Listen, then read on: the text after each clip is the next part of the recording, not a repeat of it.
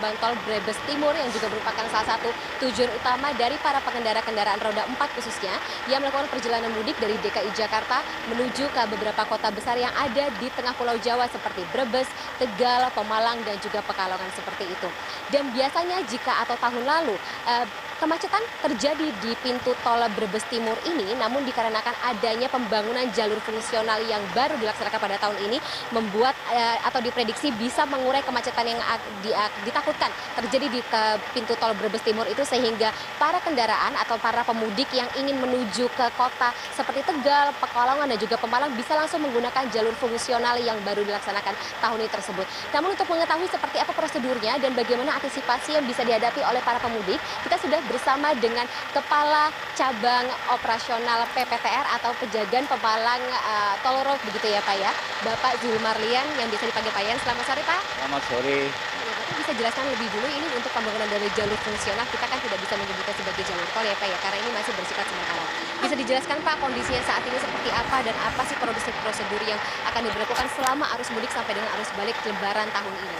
Oh baik, selamat sore. Jadi untuk jalur fungsional ini memang bukan jalan tol, karena jalan tol itu spesifikasinya sangat lengkap.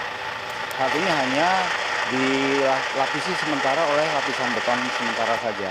Setelah Lebaran nanti akan dikerjakan kembali untuk dilakukan pengerjaan tuntas untuk jalan tolnya.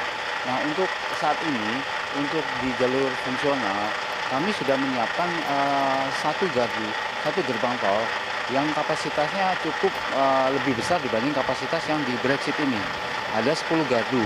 Sebagai salah satu solusi untuk memecah kemacetan yang akan menuju ke Pantura.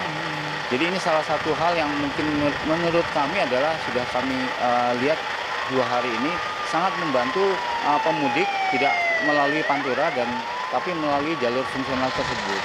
Dan jarak tempuhnya bisa efektif 2-3 jam. Bapak kalau boleh tahu Pak, yang ingin diketahui oleh para pemudik nih untuk menggunakan jalur fungsional ini, berapa biaya yang harus dikeluarkan oleh para pemudik? Baik, untuk biaya digratiskan. Jadi mulai dari Palimanan sampai dengan Brebes Timur itu kan untuk golongan kendaraan 1 itu sebesar 55.500. Sama dengan keluar di Kaligangsa. Baik keluar Kaligangsa maupun Brebes Timur itu biaya sama. Dari Kaligangsa sampai ke ujung Grinsing kurang lebih 110 kilo itu tidak dipungut bayaran. Jadi memang difasilitasi oleh manajemen, dalam hal ini memang arahan dari pemerintah untuk disiapkan sebagai jalur Lebaran. Bapak, dan terakhir ini untuk mengetahui bagaimana sih antisipasi dari para pemudik, kan ini jalur fungsionalnya kan belum maksimal ya Pak ya, fasilitas dan sarana prasarananya untuk tahun ini nih.